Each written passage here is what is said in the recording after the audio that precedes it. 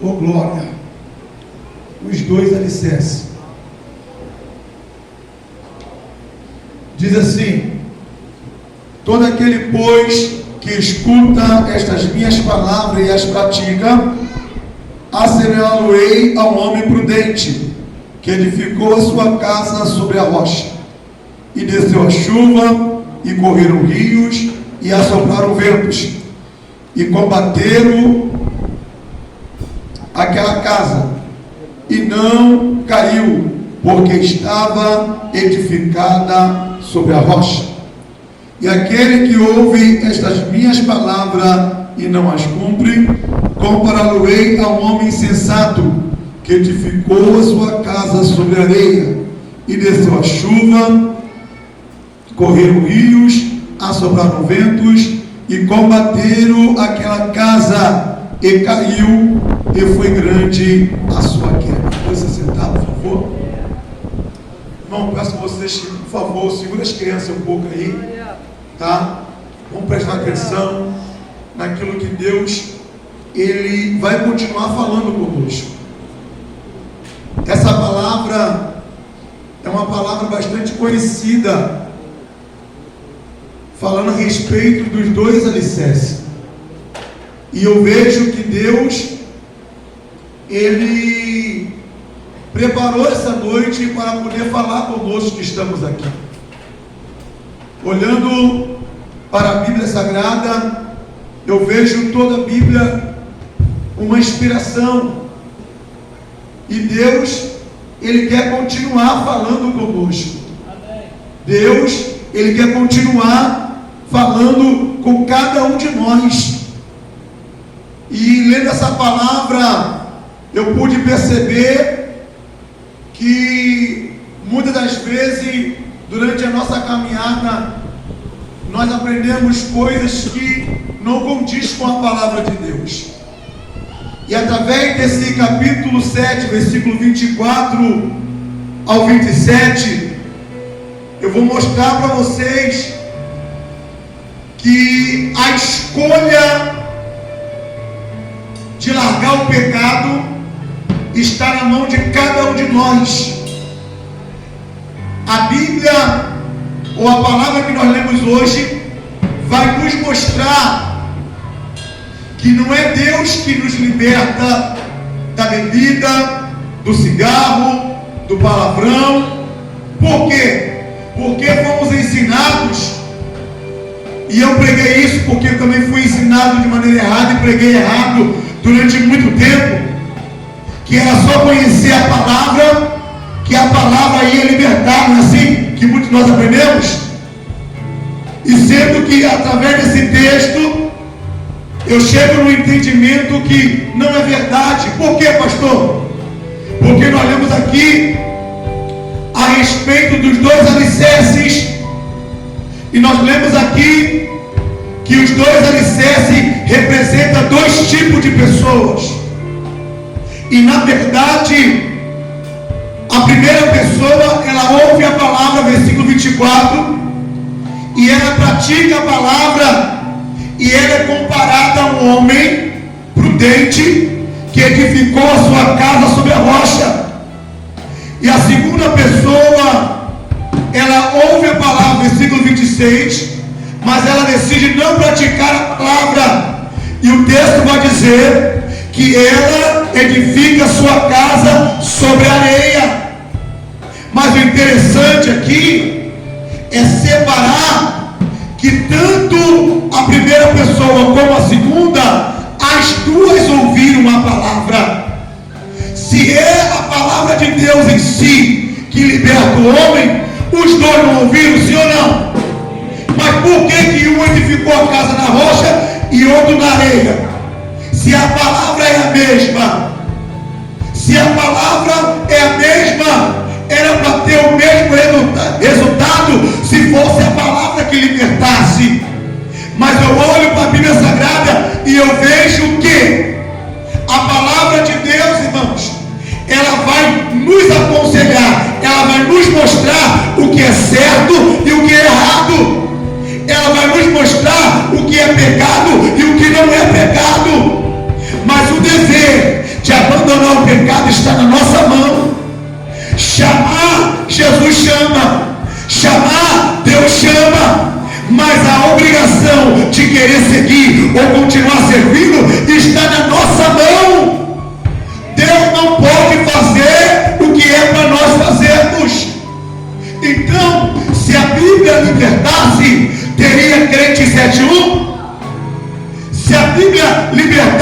sentido de conhecimento. Eu conheço a palavra, se conhecer vai ser liberto. Calma aí, quantos conhecem? Já leu 10, 20 vezes, mas na hora que o pecado vem, ele não resiste e comete o pecado. Então temos que parar para meditar. João 8,32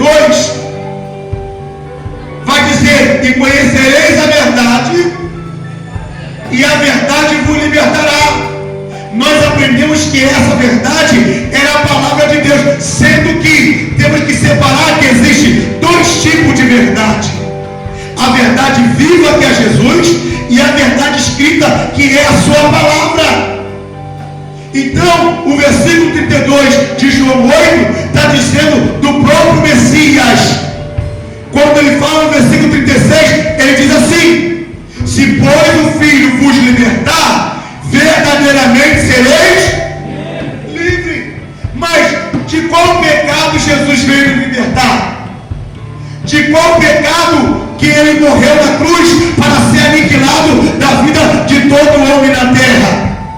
Calma aí, pastor. O senhor está dizendo então que o pecado que Jesus veio tirar é um, e o pecado que existe hoje e naquela época prático é outro. Por quê? Irmãos, para meditar. Se Jesus veio tirar o adultério, se Jesus veio tirar o roubo, ele falhou ou não? Sim ou não? Sim, é só meditar. Por quê? Porque se Jesus veio tirar o roubo e continua o roubo, ele não tirou. Se Jesus veio tirar o adultério e continua o adultério, ele não tirou. Se Jesus veio tirar as drogas, oh meu Deus do céu, e continua o tráfico, ele não tirou. Para meditar. Mas o versículo 37 de João 8 vai dizer o quê? Se pois o Filho vos libertar, verdadeiramente sereis livres. Então, pastor, qual o pecado, afinal de contas, que Jesus, ele nos libertou? Romanos capítulo 5 vai dizer, versículo 18, que por um homem entrou o pecado no mundo. Mas a Bíblia vai dizer também, Romanos capítulo 5, versículo 18, que por um homem veio a justiça no mundo. Então, através de Adão, foram feitos pecadores todos que vieram depois de Adão. Então, o pecado de Adão, ele reina de Adão até Jesus. Por quê, pastor? Porque quando Jesus chega, João disse no Evangelho de João, capítulo 1, versículo 29, eis o Cordeiro de Deus que tira o pecado do mundo. Pastor, então qual o pecado que ele tirou do mundo? O pecado genético, conhecido como pecado original, ou conhecido como pecado de Adão. Porque não tem lógica nós dizemos que ele tirou o adultério, se tem pastores adulterando, se tem pessoas ainda roubando, se tem pessoas mentindo. O que Deus está dizendo para nós que é necessário entender qual o pecado que Jesus veio tirar e qual o pecado que nós temos que negar. Vamos lá. A nossa igreja atual, ela prega o que a nossa igreja? Jesus vai libertar o teu filho, não é assim? Jesus vai libertar o teu marido, não é assim? Jesus vai libertar o teu pai, a tua mãe, sogra, seja o que quiser. Olha só o que estamos pregando. E isso não é verdade. Nem Jesus, quando ele veio, ele libertou ninguém. Como assim, pastor? Vamos lembrar na Bíblia Sagrada? A Bíblia diz que Jesus chama 12 discípulos. E no meio dos 12, um chamado quem? Judas Iscariotes, discípulo de Jesus, sim ou não? Tesoureiro de Jesus, sim ou não? Então para pensar, andava com Jesus, caminhava com Jesus, mas por que Jesus não libertou Judas de roubar o dinheiro da salva da igreja? Opa! Se é Jesus que liberta do pecado, a Bíblia vai dizer que aparece no cenário o jovem rico. O jovem rico, ele chega até Jesus e fala: bom mestre, que farei para herdar a vida eterna? E o que é que o Senhor respondeu para ele? Conhece tu os mandamentos? E o que é que ele disse? Desde a minha mocidade. Aí Jesus falou para ele, falou assim, olhou para ele e falou: só te falta uma coisa. aquele jovem estava preso no dinheiro. O único pecado que aquele jovem estava cometendo era a avareza. Aí Jesus falou: ó, só te falta uma coisa. Se queres ser perfeito, vai, vende tudo que tem, reparte com os pobres e terás o tesouro no céu. Irmão, para pensar. Jesus não queria que aquele rapaz ficasse pobre, não. Jesus só queria ver aonde estava o coração daquele rapaz. A mesma coisa que Deus fez com Abraão. Queria ver aonde estava o coração de Abraão quando pediu: Abraão, me dá teu filho, o teu único filho. E Abraão foi lá para fazer o sacrifício. E Deus falou: agora eu sei, Abraão, que você temes a Deus. A mesma coisa se aquele jovem falasse: Senhor, eu vou vender e vou te seguir. Jesus ia dizer: para, não precisa. Eu só queria ver aonde estava o teu coração. E naquele momento, aquele jovem fez o quê? Se entristeceu, vira as costas e sai. Calma aí. Se é Jesus que vai libertar do pecado, aquele jovem só voltava um. Por que Jesus não tirou a avareza dele? Gente, para pensar. O que está acontecendo e que estão pregando o evangelho que Jesus não pregou.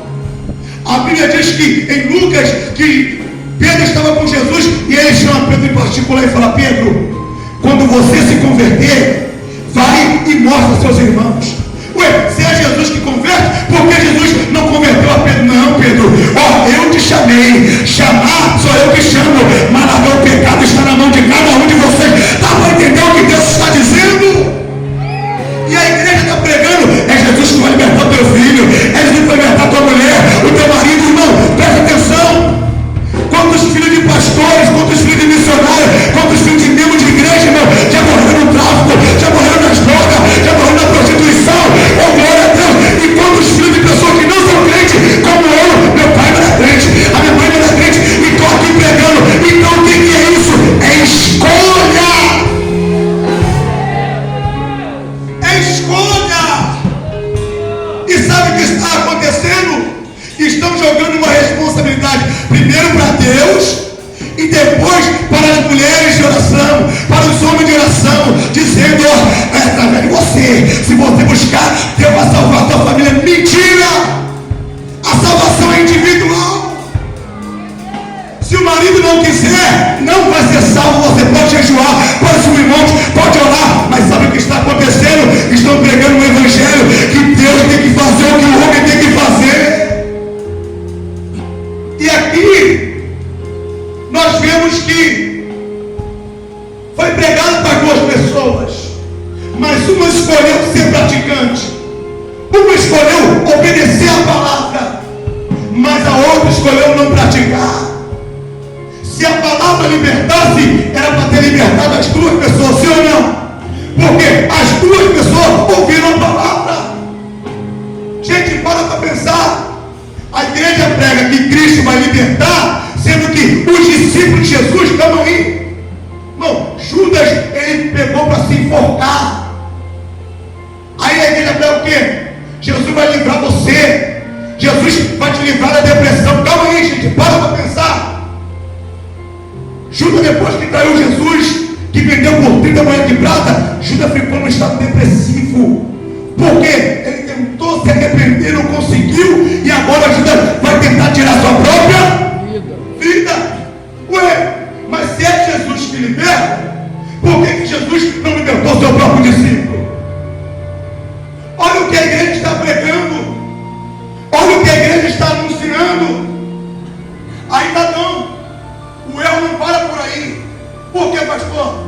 Porque se é Deus que tem que libertar o homem do pecado, do tráfico, das drogas, então por que o homem morre no tráfico? Ué, se está na mão de Deus o poder para libertar, ninguém era para morrer traficando, ninguém era para morrer